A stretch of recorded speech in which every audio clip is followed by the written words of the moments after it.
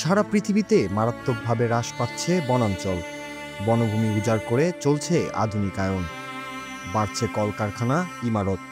দিন যাচ্ছে, বৃদ্ধি পাচ্ছে নগরায়ন, আর তার সাথে পাল্লা দিয়ে কমছে গাছপালা, প্রাণবৈচিত্র্য। উন্নয়ন আর আধুনিক জীবনযাপনের জন্য ভূগর্ভ থেকে মহাকাশ সবকিছুই জয় করছে মানুষ। কিন্তু সব জয়েরই বিপরীতেই থাকে পরাজয়। মানুষ যেখানে নিজেকে জয়ী করে তুলছে, তার বিপরীতে যেন হেরে যাচ্ছে প্রকৃতি। তেমনই এক দৃশ্য সামাজিক মাধ্যমের কল্যাণে দেখেছে বিশ্ববাসী। দেখেছে কিভাবে মানুষের কাছে হেরে যাচ্ছে প্রাণ প্রকৃতি। সম্প্রতি ভারতের রাজস্থানের একটি ভিডিও ছড়িয়ে পড়েছে সামাজিক মাধ্যমে, যেখানে দেখা যাচ্ছে একটি ক্ষুধার্ত চিতাবাঘ খাবারের খোঁজে ঘাটছে আবর্জনার স্তূপ। প্রকৃতির ভয়ঙ্কর শিকারী চিতাবাঘ এবার ভিন্ন রূপে। ভিডিওতে দেখা যায় আবর্জনার স্তূপে মরিয়া হয়ে খাবার খুঁজছে সে। প্লাস্টিক আর ময়লার ভেতর শুকে দেখছে কিছু খাওয়ার জন্য আছে কিনা। মানুষের একক আধিপত্যে প্রাণীকুলের অন্যান্য প্রাণীর দুর্দশার এক জ্বলন্ত প্রমাণ যেন সেই চিতাবাঘটি। রাজস্থানের মাউন্ট আবুর কাছের এই দৃশ্য এখন বিশ্বজুড়ে আলোচনায়। 17 সেকেন্ডের এই ভিডিওটি যেন মানব রচিত পরিবর্তনের এক করুণ দৃষ্টান্ত হয়ে সামনে এলো। চিতাবাঘ প্রকৃতির অন্যতম শক্তিশালী ও দ্রুতগামী শিকারী। দেহে সোনালী হলুদ রঙের ওপর কালো ছোপযুক্ত দাগ, চোখে তীক্ষ্ণ দৃষ্টি আর মসৃণ চলাফেরাই এর প্রধান বৈশিষ্ট্য।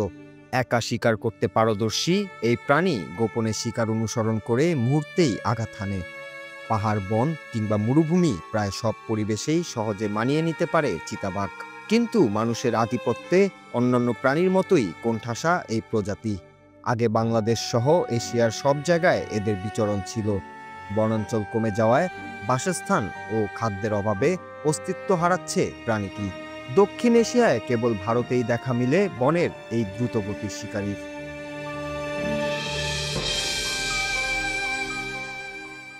ভিডিওটি ভাইরাল হওয়ার পর নেটিজেনদের মধ্যে ক্ষোভ দেখা দেয়। অনেকে আবর্জনা ফেলার বিরুদ্ধে কঠোর শাস্তি দাবি জানান এবং সরকারের কাছে বন্যপ্রাণীর আবাসস্থল রক্ষায় আরও কার্যকর পদক্ষেপ নেওয়ার আহ্বান জানান। একজন লিখেছেন, উন্নয়নের নামে তাদের বাসস্থান কেড়ে নেওয়া হচ্ছে, বন ধ্বংস করা হচ্ছে, পরিবেশের বিশাল ক্ষতি হচ্ছে, কিন্তু সরকারের যেন কোনো ভ্রুক্ষেপ নেই।